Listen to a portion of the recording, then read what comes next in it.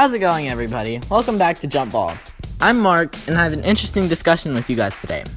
As you've probably heard, Kyrie Irving recently requested to be traded, preferably San Antonio, New York, Miami, or Minnesota. He says he wants out because he wants to be a focal point for the offense, but in reality, Kyrie Irving is leaving while he's still in control. He understands that if they lose again in the finals, LeBron is going to be gone and out of Cleveland. They basically have the same roster too after David Griffin was fired, and he also knows this roster is doomed because of no cap space. But in my opinion, he's not leaving because he wants to be the focal point. He's leaving while he still has a chance to get out before LeBron does. Because during clutch time, Kyrie took 17 more shots than LeBron with a 36.2 usage percentage, which is about 4% higher than LeBron's. But when you think about it, very few teams would make sense for him if he wants to win. No matter what team he goes to, he's still going to be the focal point on offense because he can score so easily. And due to his play style and offensive weapons he brings to the table, there's only one team that would be perfect for him, and that's the Minnesota Timberwolves. If Minnesota can add Kyrie, they would have a very young, athletic big three in Kyrie Irving, Jimmy Butler, and Karl Anthony Towns. With Kyrie, their team would look like a new and improved version of the 2011 Chicago Bulls. When you compare the starting five, Jimmy Butler and Taj Gibson are still around, but now Butler has ascended to star status and is way better than he was back then. Kyrie has a similar scoring ability like Derrick Rose, but Kyrie has way better handles and is very consistent during clutch time. These two groups would also have the same coach, Tom Thibodeau, who's huge on defense and isolation plays, which is something both Butler and Kyrie can both run. The center position with Karl Anthony Towns allows him to spread the floor more because he can shoot anywhere from the post to the three-point line, even though Joakim Noah was a better rim protector. Andrew Wiggins also brings defensive abilities with the potential to become a two-way star as he grows and develops.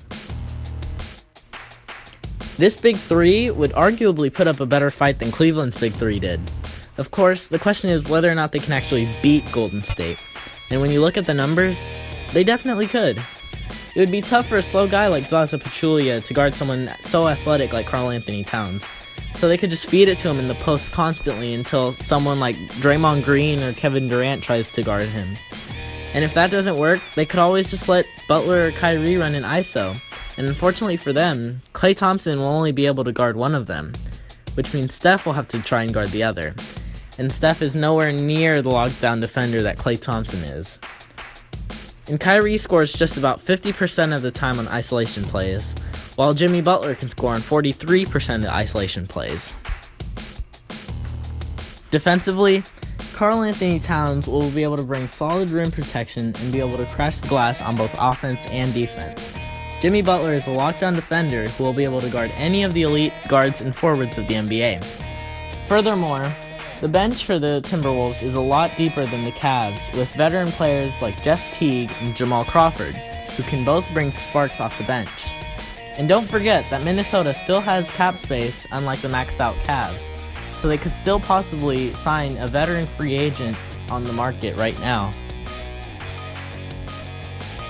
With Kyrie Irving, the T-Wolves instantly become a top 3 seed in the West and become championship contenders for at least the next 3 years. Coach Thibodeau's offense is a perfect match for Kyrie and would allow him to do what he's always been good at, isolation plays and getting to the basket. And if this deal does go down and Kyrie can make it to the Timberwolves, Golden State should keep an eye on this new big three. Not only will they have more veteran leadership and experience, but they also have some of that youth and athleticism to last them the whole season and into the postseason. Let me know what you guys think about Kyrie playing for Minnesota. Where else do you think Kyrie would fit well in? Can they beat Golden State? And what would they have to give up for him? Comment down below and like and subscribe if you have not done so already. I hope you guys enjoyed because this was a really fun video for me to make. Until next time.